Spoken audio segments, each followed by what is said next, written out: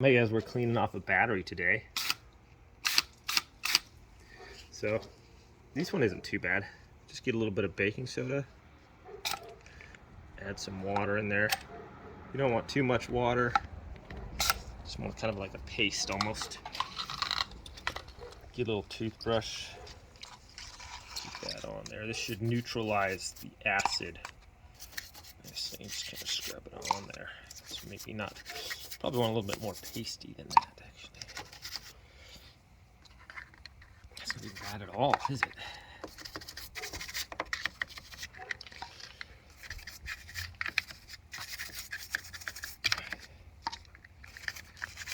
Looks pretty good. Look at that, some brand new.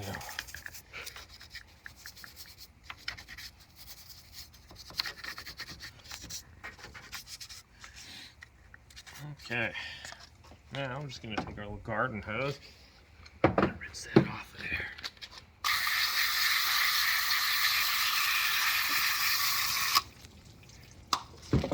Have a little bit on the side here too as well.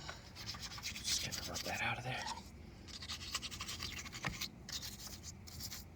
That looks like a brand new battery. Look at that. Okay.